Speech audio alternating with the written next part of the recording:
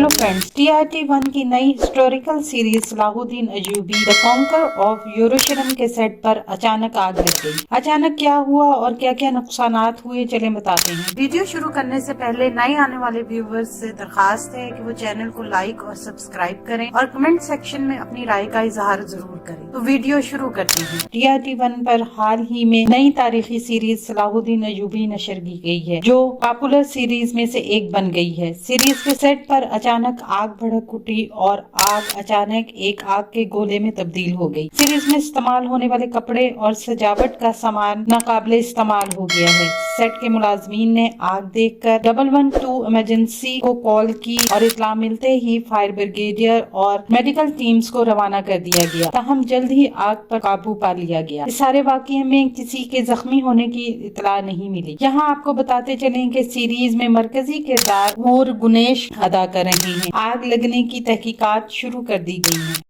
आने वाले दिनों में अपने पसंदीदा ड्रामों की मजीद मालूमात के लिए हमारे चैनल को लाइक करें, शेयर करें और सब्सक्राइब करना ना भूलें। शुक्रिया।